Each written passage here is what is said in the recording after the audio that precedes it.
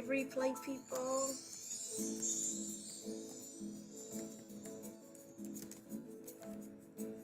Welcome to the Midday Moments.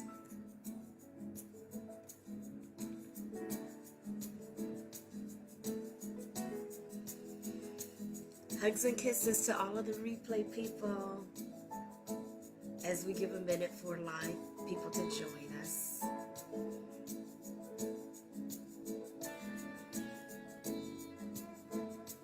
Welcome to another moment of inspiration.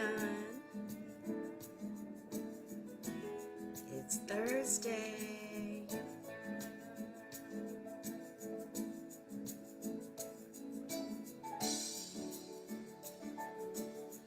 I continue to expect great things.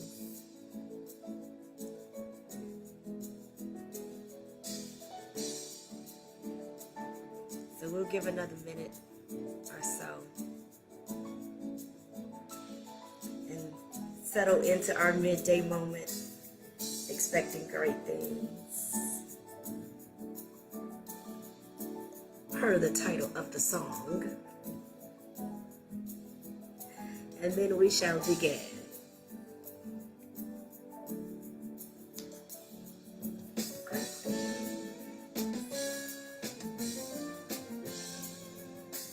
I'm expecting great things.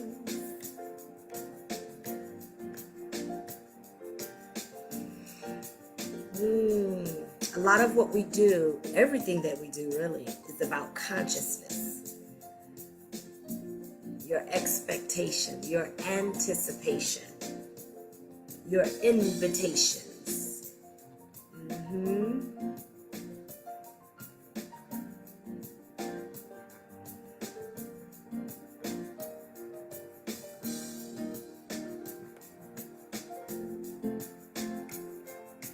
Great things in my life. These are the lyrics to the song. All around me, I expect great things. In my home, you do great things. This is affirming the presence of God, the presence of the Spirit of absolute good in my home, in my life. You do great things.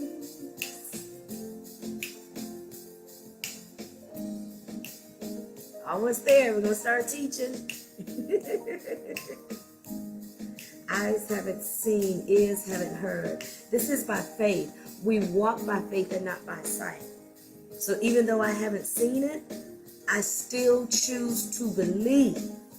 I choose to believe in what? I believe in great things. Through it all. All right, y'all. We're going to get started teaching. So let's go. All right, so it's Thursday. Welcome to the Midday Moment. I love that song. Oh my God, it settles me. It centers me.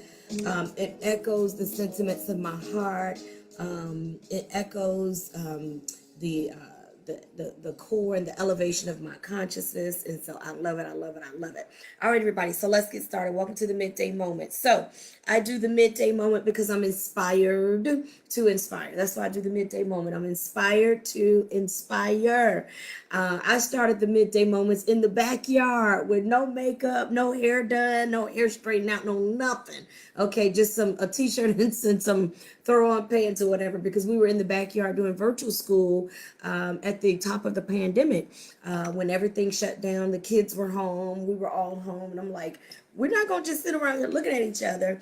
And so we became active and we turned our backyard into a school.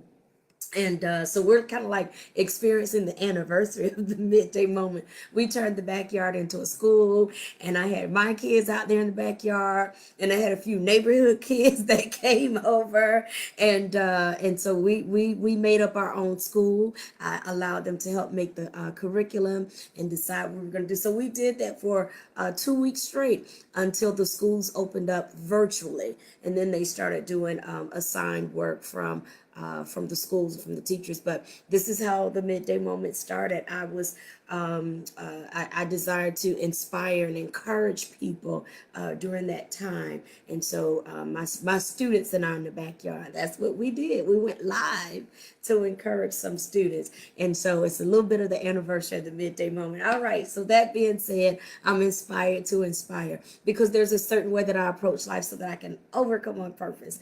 And there's a certain way that I approach life so that I can live on purpose. And there's a certain way that I approach life so that I can live out my purpose. And so I share these strategic approaches in life with you so that you can partake as well, and you can make some strategic choices about how you desire to live your life. All right, so here we go. Part 4 of this series, again and again and again. How many times do you desire to wake up to morning? How many times do you desire to wake up to more peace? How many times do you desire to wake up to hope, to faith, to inspiration, to a I got this? How many times do you desire to wake up to something new and different? How many times do you desire to wake up to purpose, to awareness, to understanding? How many times do you desire to wake up to health? How many times do you desire to wake up to harmony in your relationships? How many times do you desire to rise again from the questions of life, from the ashes of life, from the challenges of life? How many times do you desire to wake up and rise? My answer is again and again and again. Psalm 30:5 says, weeping may endure for a night, but joy comes in the morning. You're going to have some night seasons, or you're going to have some questions. You're going to have some challenges. You have to get some help. You have to partner up with some people. That's why the scripture says one can put 1,000, two can put 10,000. You have to partner up. We have to make some stuff work. But as we do that, and as we come through that night season, morning comes to us. Weeping may endure for a night, but joy comes in the morning. And you can have as many mornings as you desire. You can wake up as many times as you desire. And so this week, I've been encouraging you that you can wake up again and again and again and again. That's what we've been talking about all week. You can wake up again and again and again. You can have as many mornings as you desire. 6 a.m. That chronos time does not dictate morning. Morning is kairos. It is a spiritual, metaphysical timing, and you can have as many mornings as you desire, and you can wake up again and again and again. All right, so I've been kind of testifying all week because we've just come out of our Lenten season, focusing on heart. We were working on our metaphysical heart, uprooting anger and strife, malice, envy, jealousy. We were pulling that stuff up and out. And at the same time, we were working on our metaphysical heart. We were also working on our physical heart. So we were drinking water, putting vegetables, all these good things in. So we were doing all these things to support our physical heart as well as our metaphysical heart. And I'm telling you what, I grew because I'm telling you what I found out and I experienced. I woke up again and again and again. So yesterday, Wednesday, Tuesday, I told you that I woke up to health. I woke up to new health. I had experience because I was letting anger sit inside of me, and I was letting the sun go down on my anger. Because I was letting the sun go down on my anger, I was experiencing illness in a way that I had not experienced before. And I'm telling you what, when I decided to release and let go of my anger, and I decided to focus on who really is my source versus who is my resource, I let that stuff go. It's like taking things out of the closet that no longer serve you. You're done with that. You ain't worn that in a whole year. Take it out. Give it to somebody. Release it. Let it go. And what does it do? It opens up room in your closet. Yes. So when I let that go, it opened up room in my consciousness, and my health increased. I woke up again. And yesterday I talked about harmony in relationships. Listen, my relationship requirements have changed because I woke up again. I woke up to some new awareness of who I am, what works for me and what doesn't work for me, what serves my highest good and what no longer serves my highest good. Hey, Deborah Gale. That's right. I was trying to interpret. I was like, okay, so you know, okay. I was trying to interpret the comment. It's good to see you, and it was so good to see you the other day. So I woke up. You can wake up to harmony in your relationships. And I was saying that my relationship requirements have changed. I recognize some things that used to serve me, but they no longer serve my highest good. And so, you know, hey, that doesn't mean I called everybody and say, delete, delete, delete, delete. I didn't do that. Not to everybody. One or two people might have got the boot, but everybody didn't just get deleted. I'm just saying the way I function.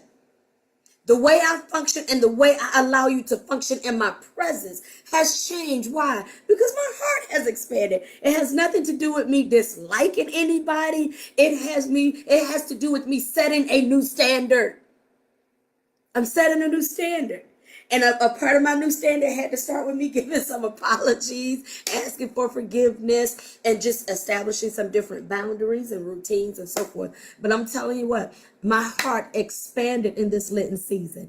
I woke up again and again and again. And when you wake up to awareness about who you are, you grow in your self-concept, you grow in your self-awareness. That's what lets you graduate from abusive cycles of self-destruction, cycles of letting other people treat you any kind of way. This is what allows individuals to wake up and graduate from domestic violence and so forth. And sometimes you the one that's doing the domestic violence. You domesticating yourself. All right. So today, that's a review. So today, I'm testifying about how I woke up to new wealth. I woke up to an expanded consciousness of wealth. So health, harmony, relationships, and wealth. Yes, I did. Yes, I did. So I made a decision. Again. I decided that I was not going to teach summer school. And that's a nice little check, y'all. That's a nice little check. Just teaching for a few weeks. And I decided I'm not teaching summer school because there are some matters of purpose that are calling for my attention. And if I teach summer school again, if I teach summer school this year, then I don't have the ability to give my attention to some other matters of purpose, including rest. Rest is a purpose. So including rest, including recreation, and some other things that my heart is just kind of longing to do and fulfill. If I teach, and I didn't teach last summer, that was a step of faith for me not to teach last summer. I felt like my presence at home because of the pandemic, my presence at home with family was important. And so I didn't teach. And so some things got put on the back burner. I had to call a few folks that, I know I've been paying y'all consistently, but y'all gonna have to wait now, okay? Because I got to stay home and be with my family. And so this year I made a decision again. I'm staying home and I'm trusting God as source. Everything else is a resource. That's what I said. Nothing had physically manifested. And trust you me, I've got some things, I've got some requirements. I have some requirements with money. When I decided not to teach, and let me tell you, when I decided to do this series, Monday morning, late Sunday night, early Monday morning. And I knew that I was going to do health, harmony, relationships, and wealth. I knew I was going to do that. And I knew I had made my decision. And I knew I was going to come in here and testify today. Even though physically, there was no physical evidence that there was a shift that happened financially until Tuesday. Tuesday, I woke up, I was having my prayer time. I started doing my emails and different things. And I got a message. Someone had cashed at me $1,000. Now I know for y'all, some of y'all, I know y'all don't mean nothing. Like, but I think we got $1,000. Listen, this was so timely. It was such a response to me acknowledging that the spirit of absolute good is my source and not my job, and that I'm trusting the spirit of absolute good, so that I can give my energy to some other matters of purpose this summer. I made that decision and had my outline ready for you today without that physical manifestation. And so the physical manifestation that came on Tuesday, I thought, thank you, God. That is proof. That is proof. It is proof of divine provision. Everything I need, I have. What I don't have, I don't need it. And when I need it, I will have it. That's divine provision. That's a part of our kingdom practice. Kingdom is our brand of new thought. Kingdom is our brand of metaphysics. So everything I have, everything I need, I already have it. If I don't have it, I don't need it. And when I need it, I shall have it. So I offer that to you as you practice growing in your consciousness. Weeping may endure for a night. Questions, challenges will come, and they endure for a night. But joy comes in the morning, and you get a chance. You decide when is morning. You decide your commitment to wake up. And so, as we went into the Lenten season, studying the heart of Jesus, studying the heart of application way short Jesus, we were yielding ourselves to another opportunity to wake up. And so, I woke up to more health. I woke up to more harmony, knowing how to establish more harmony in my relationships so that they are in harmony and in sync with me and my vibration in the earth and my purpose and calling in the earth. And I can do the same. And I woke up to an expanded consciousness of provision and wealth for all that my life requires. All right? I'm done, y'all. I love y'all. Hey, Anthony, if you're still on, drop that link in there for the Inspire Me moment. Otherwise, we can come back and put it in.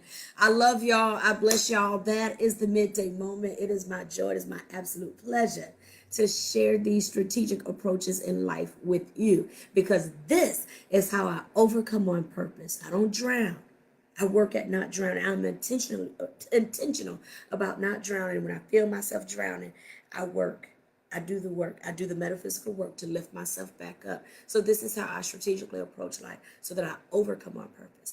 I live on purpose. I plan to have more peace in my body and in my relationships and in my money. So it's how I overcome on purpose. It's how I live on purpose. And it is how I live out my purpose. All right. I love you all. God bless you and God be you. Take care, everybody.